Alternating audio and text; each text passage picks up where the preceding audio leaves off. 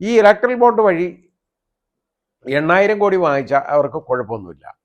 പക്ഷേ 1,200 കോടി രൂപയുടെ തട്ടിപ്പെന്നും പറഞ്ഞാണ്, അഴിമതി ആരോപണമെന്നും പറഞ്ഞാണ് ഈ കേജ്രിവാളിനെ അദ്ദേഹത്തിൻ്റെ മന്ത്രിസഭയിലുള്ള പല പ്രമുഖന്മാരെയും ആ പാർട്ടിയിലുള്ള ആളുകളെല്ലാം പിടിച്ച് അകത്തിടാനായിട്ട് ശ്രമിക്കുന്നത്. അങ്ങനെ വന്നിട്ട് എന്താണെന്നറിയും, നോക്കിയപ്പോൾ കേജ്രിവാൾ ശക്തിയുക്തം സംസാരിക്കുന്നു, പ്രധാനമന്ത്രിക്കെതിരെ ഒക്കെ ഒരുപാട് സംസാരിക്കുന്നു, ആരോപണങ്ങൾ ഉയർത്തുന്നു, കാര്യങ്ങളൊക്കെ വന്നു. അങ്ങനെ വന്നു കഴിഞ്ഞപ്പോൾ എന്താണ്, അദ്ദേഹത്തിനെ അമർച്ചാത്താനുള്ള ഒരു മാർഗം എന്ന് പറയുന്നത് അവിടെ, അതായത് പഞ്ചാബിലൊരു വലിയ ശക്തിയായിട്ട് മാറി. അതേപോലെ അടുത്തുള്ള, അതിപ്പോൾ യഥാർത്ഥ ഒരു സംസ്ഥാന പാർട്ടി മാത്രമായിട്ട് മാറുന്നില്ല, ഡൽഹി ഭരിക്കുന്നു. അതുകൂടാതെ ഡൽഹിയിൽ നിന്ന് പുറത്താക്കാൻ എളുപ്പമുള്ള കാര്യമൊന്നുമല്ല കേജ്രിവാളിൻ്റെ പാർട്ടിയെ. അതേപോലെ തന്നെ പഞ്ചാബിൽ ഇതുപോലെ വരുന്നു. ഇനി അടുത്തുള്ള മറ്റ് സ്റ്റേറ്റുകളിലേക്കൊക്കെ ഇതിങ്ങനെ വ്യാപിക്കാനുള്ള ഒരു അപ്പം നോക്കുമ്പോൾ ഒരു വലിയ ഭീഷണി എന്ന് പറയുന്നത് യഥാർത്ഥത്തിൽ കേജ്രിവാളാണ്. അപ്പോൾ എന്താ, അതിൻ്റെ തലപ്പത്ത് നിന്ന് കേജ്രിവാളിനെ എടുത്തങ്ങ് അകത്തിട്ട് കഴിഞ്ഞാൽ കാര്യം നടക്കുമല്ലോ. അപ്പോൾ കേജ്രിവാളിനെ രായ്ക്ക് രാമാനം അറസ്റ്റ് ചെയ്ത് കൊണ്ടുപോവുകയാണ് ജയിലിലേക്ക്. അപ്പോൾ കേജ്രിവാൾ ഇപ്പോൾ കൊണ്ടുപോയി കഴിഞ്ഞാൽ മുഖ്യമന്ത്രി അല്ലാതാവുമല്ലോ. അപ്പോൾ കേജ്രിവാൾ ഒരു പ്രസ്ഥാനം നടത്തി. അതുപോലെ അദ്ദേഹത്തിൻ്റെ പാർട്ടിയിലെ പ്രമുഖരും മന്ത്രിസഭയിലെ പ്രമുഖരും പ്രസ്താവനകൾ നടത്തി. എന്താ, കേജ്രിവാൾ ജയിലിൽ ഇരുന്നുകൊണ്ട് ഭരിക്കും, മുഖ്യമന്ത്രിയാവും. ഞാൻ നേരത്തെ പറഞ്ഞ പോലെ കേജ്രിവാളിന് പ്രത്യേകം വകുപ്പുകളൊന്നും കൈയാളുന്നില്ല. അപ്പോൾ മന്ത്രിസഭയുടെ മേൽനോട്ടമാണ് അദ്ദേഹത്തിനുള്ളത്. ഭരണത്തിൻ്റെ മേൽനോട്ടം, ടോട്ടൽ സൂപ്പർവിഷൻ എന്നുള്ളതാണ്. അത് അദ്ദേഹം ആളുകളെ വെച്ചോ ഒക്കെ ജയിലിൽ ഇരുന്നുകൊണ്ട് അത് ചെയ്യും. എൻ്റെ അഭിപ്രായത്തിൽ ഇപ്പോൾ ഇവർ ആകെപ്പാടെ ഇല്ല കുരങ്ങ് നീർക്കോലിയെ പിടിച്ചതുമാതിരിയുള്ള ഇടപാടാണ് ഇപ്പോൾ ഈ ചെയ്തു വച്ചേക്കുന്നത്. ഇത് വിടാനും വയ്യ. അവിടെ ഇരുന്നുകൊണ്ട് ഇപ്പോൾ കേജ്രിവാൾ ഇപ്പോൾ ജയിലിൽ അവിടെ വളരെ വലിയ താരമായിട്ട് മാറിയേക്കുന്നതെന്നാണ് റിപ്പോർട്ടുകൾ കാണുന്നത്. കാരണം കേജ്രിവാളിനെ പോലുള്ള പ്രതിച്ഛായയുള്ള ഒരാൾ ഉണ്ടോ ഇല്ലയോ എന്നുള്ളത് വേറെ കാര്യം, എനിക്കറിയില്ല.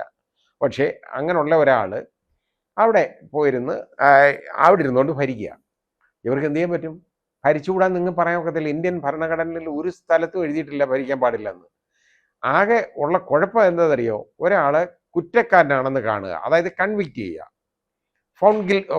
ഒരാൾ ഈ ഫോൺ ഗിൽറ്റി, അതായത് നിങ്ങളെ കുറ്റക്കാരനാണെന്ന് കണ്ടു എന്ന് പറഞ്ഞാൽ കൺവിക്റ്റ് ചെയ്തെന്ന് അർത്ഥം. കൺവിക്ഷൻ, അതാണ് കൺവിക്ഷൻ. അപ്പോൾ കൺവിക്ഷൻ ഉണ്ട്, മതി, സെൻറ്റൻസ് പോലും ആവണ്ട. കൺവിക്റ്റ് ചെയ്തിട്ടുണ്ടെങ്കിൽ അയാൾ അയോഗ്യനാണ്. അയാൾ പാർലമെൻ്ററി അംഗത്വം, അതായത് പാർലമെൻറ്റിലോ നിയമസഭയിലോ അംഗത്വം അയാൾക്ക് കിട്ടുകയല്ല. കാരണം അയാൾ കുറ്റക്കാരനാണെന്ന് കണ്ടു. അൺലെസ് അത് സ്റ്റേ ചെയ്യണം, കൺവിക്ഷൻ സസ്പെൻഡ് ചെയ്യണം, അല്ലെങ്കിൽ സ്റ്റേ ചെയ്യണം.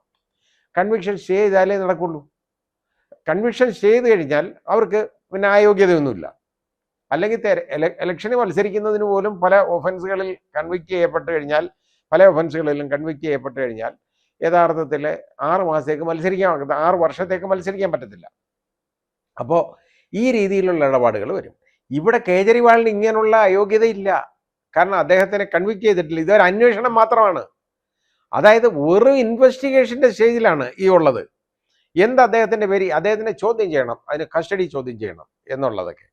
അപ്പോൾ അത് കോടതികളൊക്കെ എങ്ങനെ പെരുമാറുന്നു എന്നുള്ളതിനെ കുറിച്ചൊന്നും ഞാൻ പറയുന്നില്ല. എന്താണ് ഇതിൽ ചെയ്യേണ്ടിയിരുന്നത് എന്നുള്ളതിനെക്കുറിച്ച് ഞാൻ പറയുന്നില്ല. കാരണം ഇത് കോടതിയിലൊക്കെ കിടക്കേണ്ട കാര്യമാണ്. അപ്പോൾ പറയുന്നത് എന്താണെന്നറിയോ, ഇപ്പോൾ ഏറ്റവും വലിയ ഒരു കാര്യം ആയുധമായിട്ട് കൊണ്ട് നടക്കുന്നത് ഹൈക്കോടതി കൊടുത്ത പെറ്റീഷൻ പിൻവലിച്ചെന്നാണ് ഹർജി. കേജ്രിവാൾ എന്താണെന്നറിയോ, ഈ അറസ്റ്റ് തടയണം എന്നാവശ്യപ്പെട്ട് ഹൈക്കോടതിയെ സമീപിച്ചിരുന്നു. അപ്പോൾ ഹൈക്കോടതി അന്ന് രാത്രി കൂടിയില്ല. അപ്പം അത് രാത്രി അത് പരിഗണിക്കാതെ പിറ്റേന്നത്തേക്ക് പരിഗണിക്കാനായിട്ട് വെച്ചു കഴിഞ്ഞപ്പോൾ എന്താ, അപ്പോൾ അറസ്റ്റ് ചെയ്തു. അറസ്റ്റ് ചെയ്ത് കഴിഞ്ഞാൽ അറസ്റ്റ് ചെയ്യരുത്, അതിൽ നിന്ന് അറസ്റ്റ് ചെയ്യുന്നതിൽ നിന്ന് നിരോധിക്കണം, അവരെ മാറ്റണം എന്ന് പറയുന്ന ഹർജിക്ക് പിന്നെ പ്രാബല്യമുണ്ടോ? അതുകൊണ്ടാണ് വിഡ്രോ ചെയ്യുന്നത്. ഇത് നിയമം ഇതിനെക്കുറിച്ച് ഒരവബോധമില്ലാത്ത ആളുകൾ, രാഷ്ട്രീയക്കാരാണ് എടുത്തു വെച്ച് വിളമ്പുന്നത്. ആ ഹർജി പിൻവലിച്ച എന്താണ്, അത് കുഴപ്പമില്ലെങ്കിൽ ഹർജി പിൻവലിക്കൂ എന്ന് ചോദിക്കും. ഈ ഹർജി പിൻവലിച്ച എന്താണ്, അത് ഇൻഫ്രക്ച്വസ് ആണ്. ഇൻഫ്രക്ച്വസ് എന്ന് പറഞ്ഞാൽ ഇപ്പോൾ ഒരു തീരുമാനം ഒരു റിലീഫിന് വേണ്ടി കൊടുക്കുന്നു, ആ റിലീഫ് കൊടുക്കാൻ ഒക്കത്തില്ല. അങ്ങനെ ആയി കഴിഞ്ഞാൽ അത് ഇൻഫ്രക്ച്വസ് ആണ്. ഉദാഹരണമായിട്ട് ഇവിടെ അറസ്റ്റ് ചെയ്യരുതെന്ന് പറഞ്ഞു, അതിനകത്തൊരു തീരുമാനം വന്നില്ല, അതിന് മുമ്പ് അറസ്റ്റ് ചെയ്തു, പിന്നെ അറസ്റ്റ് ചെയ്യരുതെന്ന് പറയുന്നതിനകത്ത് കാര്യമുണ്ടോ? കാരണം അറസ്റ്റ് ചെയ്യരുതെന്ന് പറഞ്ഞു കൊടുക്കുന്ന സാധനത്തിൽ അറസ്റ്റ് ചെയ്യപ്പെട്ടു പോയി കഴിഞ്ഞാൽ അതിൽ പിന്നൊരു തീരുമാനം എടുക്കാൻ ഒക്കുന്ന ഒരു കാര്യമല്ല. അതുകൊണ്ടാണ് അത് വിഡ്രോ ചെയ്തത് എന്ന് സാമാന്യ ബുദ്ധിയുള്ളവരെങ്കിലും ഒന്ന് മനസ്സിലാക്കണം. അതാണ്. അല്ലാതെ അതിന് നിയമവശാൽ നിലനിൽപ്പില്ലാത്തത് കൊണ്ടല്ല അത് വിഡ്രോ ചെയ്തത്. വിഡ്രോ ചെയ്യാനുള്ള കാരണം അത് ഇൻഫ്രക്ച്വസ് ആയിപ്പോയി. കാരണം അതിൻ്റെ ഫലപ്രാപ്തി ഇല്ലാത്ത ഒരെണ്ണമായിട്ട് മാറി. അതുകൊണ്ടാണ് അത് പിൻവലിക്കുന്നത്. പിൻവലിച്ചില്ലേ അത് അവിടെ കിടക്കും, പ്രശ്നവുമാണ്. അതുകൊണ്ടാണ് അവർ പിൻവലിച്ചത്. അതുകൊണ്ട് ഇനി നിയമ നടപടിക്കൊന്നും കേജ്രിവാൾ പോയിക്കൂടെന്നൊന്നും എങ്ങും പറയാൻ പറ്റത്തില്ല. പോകാം. അപ്പോൾ അദ്ദേഹത്തിന് അവിടെ ഇരുന്നുകൊണ്ട്, അതുകൊണ്ട് മുഖ്യമന്ത്രിക്ക് അവിടെ ഇരുന്നുകൊണ്ട് ഭരിക്കാം. പിന്നെ ചില കാര്യങ്ങളുണ്ട്. പേപ്പർ ജയിലിൽ നിന്ന് കൊടുക്കണം. അപ്പോൾ അവിടെ നിന്ന് പേപ്പർ കൊടുക്കുന്നില്ല. അപ്പോൾ മുഖ്യമന്ത്രിക്ക് എഴുതാൻ മാർഗമില്ല. വേറൊരാൾക്ക് പേപ്പർ അകത്ത് കൊണ്ട് കൊടുക്കാൻ പറ്റുന്നില്ല. വേണ്ട, പറഞ്ഞാൽ മതിയല്ലോ, വാവുണ്ട്. പിന്നെ അതിനകത്തുള്ള പ്രശ്നം എന്ന് പറയുന്നത് എന്തെന്നറിയാം, ആഴ്ച 2 ദിവസമേ വിസിറ്റേഴ്സിന് സന്ദർശിക്കാൻ പറ്റുള്ളൂ. അപ്പോൾ 2 ദിവസം മതിയോ മുഖ്യമന്ത്രി എപ്പോഴും കാണണ്ടേന്നൊക്കെ ചോദിക്കും. മുഖ്യമന്ത്രി എപ്പോഴും ഒന്നും കാണേണ്ട കാര്യമൊന്നുമില്ല എന്നൊരു തീരുമാനം അദ്ദേഹം അങ്ങ് എടുക്കുന്നിരിക്കട്ടെ. ഈ ആഴ്ച 2 പ്രാവശ്യം വിസിറ്റേഴ്സിൻ്റെ എല്ലാമല്ലോ, അവരുടെ അടുത്ത് കാര്യം ചെവി പറഞ്ഞു കൊടുത്ത് ഇങ്ങ് വിടാം, ഇന്നതുപോലെ ചെയ്യണം, മതിയല്ലോ. അവർക്ക് ഓർഡേഴ്സ് കിട്ടി എന്നവർ പറഞ്ഞാലോ.